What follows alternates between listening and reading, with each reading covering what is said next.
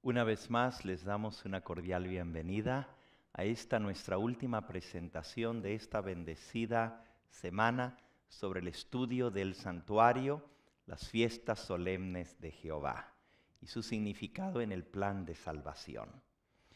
Hemos visto hasta ahora las fiestas de primavera y el Pentecostés. Nos faltan ver las fiestas de otoño y su significado para el plan de salvación. Antes de abrir el Santo Libro de Dios, vamos a pedir la dirección del Espíritu Santo. Aquellos que nos puedan acompañar, vamos a postrarnos de rodillas. Los demás pueden inclinar sus rostros.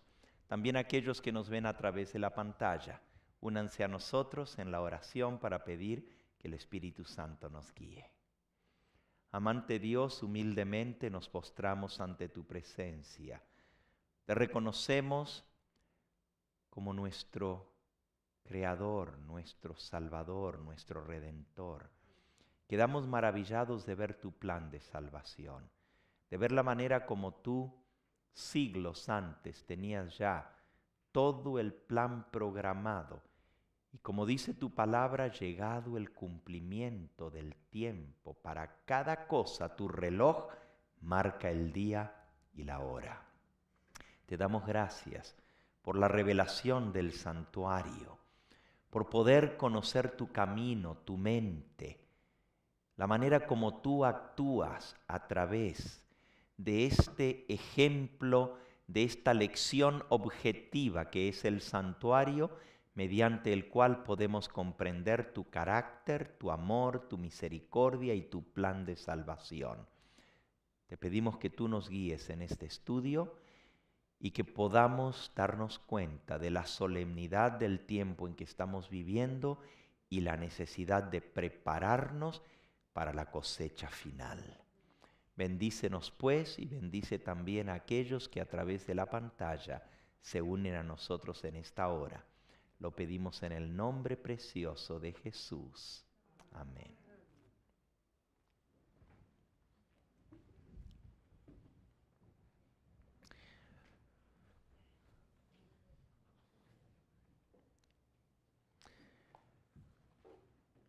Quiero iniciar con una cita del apóstol San Pablo en el libro a los Hebreos, en el capítulo 9, donde nos habla acerca de la purificación del santuario.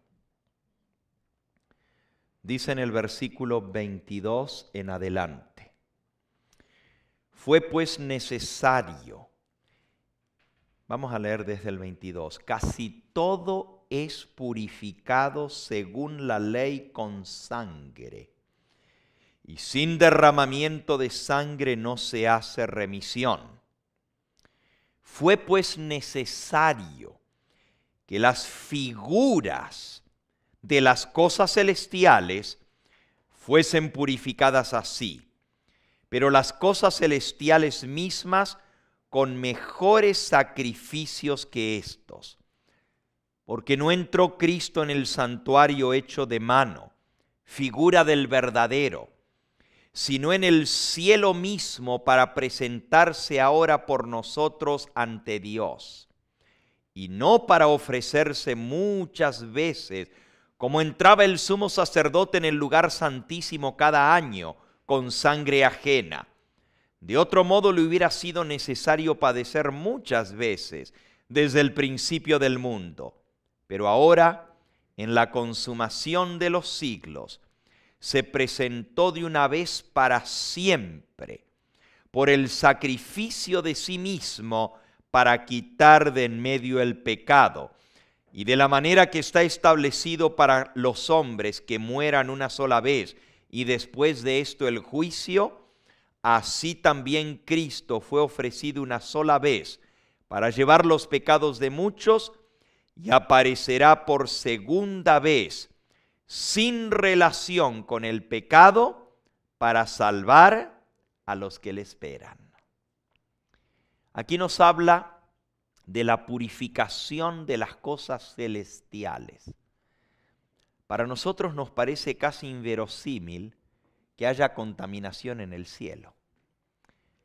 Podemos entender que haya contaminación aquí en la tierra de pecado, pero aquí dice que era necesario que las cosas celestiales fuesen purificadas.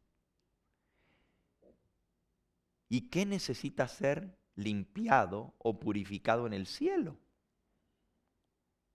Nosotros pensamos que el cielo es un lugar de santidad, un lugar de perfecta armonía, un lugar donde todo es limpio y puro, porque la Biblia dice que no entrará ninguna cosa inmunda, ni que hace abominación o mentira. Entonces, ¿qué es lo que ha ensuciado el cielo? Ahí dice que las figuras de las cosas celestiales se purificaban con sangre en el santuario terrenal. Y habla de que el sumo sacerdote entraba todos los años con sangre ajena para hacer la purificación del santuario. Eso era el Yom Kippur, el día de la purificación o el día de la limpieza, el día del juicio, Yom Kippur. La sexta fiesta del santuario era cuando el sumo sacerdote entraba detrás del velo para purificar. ¿Y qué era lo que necesitaba ser purificado? Bueno, según Daniel capítulo 8 y versículo 14 dice, hasta 2300 tardes y mañanas, y luego el santuario será ¿qué? Purificado. Así como el santuario terrenal se contaminaba con la sangre que llevaba el registro del pecado, que durante todo el año los pecadores confesaban y el sacerdote llevaba esa sangre al santuario y ahí la esparcía, esto contaminaba el santuario y necesitaba ser purificado. En el libro de Levítico, en el capítulo 16, nos explica de ese día solemne, de esa fiesta solemne del día de expiación. Y nos habla acerca de cómo el sumo sacerdote tenía que entrar detrás del velo. Dice así, el día de la expiación se titula este capítulo. Versículo 2, Jehová le dijo a Moisés, di a Aarón tu hermano que no se le ocurra entrar en cualquier momento en el santuario detrás del velo, delante del propiciatorio que está sobre el arca, para que no muera, porque yo apareceré en la nube sobre el propiciatorio. Con esto entrará Aarón en el santuario, con un becerro para expiación y un carnero para el holocausto. Se vestirá la túnica santa de lino, y sobre su cuerpo tendrá calzoncillos de lino. Se ceñirá el cinto de lino, con la mitra de lino se cubrirá. Son las santas vestiduras, con ellas se ha de vestir después de lavar su cuerpo con agua. Noten que todo esto habla de limpieza, de purificación. Ni siquiera el sumo sacerdote entraba con las vestiduras regulares, ¿verdad? Que eran la mitra, el éfod, el pectoral, el manto, de distintos colores, azul, púrpura, carmesí, oro, sino que entraba con las vestiduras santas, que eran blancas desde los pies hasta la cabeza. Ni siquiera usaba sandalias, tenía que entrar descalzo. Tenía que lavarse las manos y los pies. Tenía que vestirse las vestiduras sagradas desde los calzoncillos hasta la mitra. Todo tenía que ser blanco, símbolo de pureza. Y luego dice el versículo 5, de la congregación de los hijos de Israel tomará 2 machos cabríos, uno para expiación y otro para el holocausto. Y hará traer Aarón el becerro de la expiación que es suyo y hará la reconciliación por sí y por su casa. ¿Se acuerdan lo que leímos en Hebreos esta mañana? Que los sacerdotes tenían que primero ofrecer sacrificios por sus propios pecados y los de su casa. Y luego entonces ofrecían los sacrificios por los pecados del pueblo. Pero Jesús no tuvo necesidad de ofrecer sacrificios por sus propios pecados. Luego dice Aarón, tomará los 2 machos cabríos y los presentará delante de Jehová, a la puerta del tabernáculo de reunión. Y echará suertes Aarón sobre los 2 machos cabríos, una suerte por Jehová y la otra suerte por Azazel. Y ahí sigue explicando el ritual del día de expiación. Pero lo que yo quiero hacer notar antes de estudiar estas fiestas de otoño es que dice en el versículo 16 de Levítico 16, así purificará el santuario a causa de las impurezas de los hijos de Israel, de sus rebeliones, de todos sus pecados. De la misma manera hará también al tabernáculo de reunión, el cual reside entre ellos en medio de sus impurezas. Ningún hombre estará en el tabernáculo de reunión cuando él entre a hacer la expiación en el santuario hasta que él salga y haya hecho la expiación por sí, por su casa y por toda la congregación de Israel. Y saldrá al altar que está delante de Jehová y lo expiará, y tomará de la sangre del becerro y de la sangre del macho cabrío y la pondrá sobre los cuernos alrededor del altar, y esparcirá sobre él la sangre con su dedo 7 veces, y lo limpiará y lo santificará de las inmundicias de los hijos de Israel.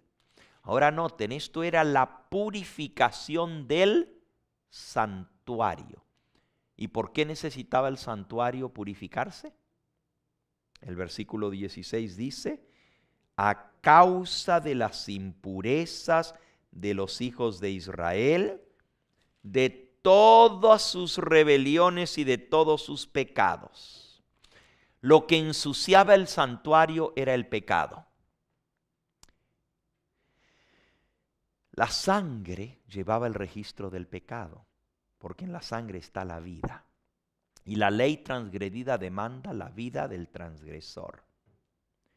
Por eso cuando el pecador confesaba su pecado sobre el animalito, el pecado pasaba al animalito.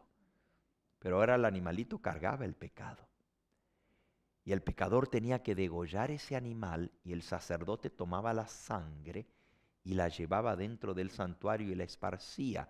Esa sangre era el registro del pecado confesado que quedaba en el santuario hasta la limpieza de los pecados del santuario. Ahora, hermanos, lo mismo pasa en el cielo, porque esto es un símbolo del santuario celestial. Nosotros confesamos nuestros pecados a Cristo. Él los carga porque Él es el Cordero expiatorio. Él es el macho cabrío por Jehová. Recuerden que era un macho cabrío por Jehová y el otro macho cabrío por Azazel. Azazel significa él, sí, representa al diablo, pero significa adversario. La palabra Azazel, adversario. Jesús está representado por el macho cabrío. Y sobre el macho cabrío se confesaban los pecados del pueblo. Así cuando nosotros confesamos nuestros pecados, Jesús los carga. Pero así como el macho cabrío tenía que ser muerto, Jesús tuvo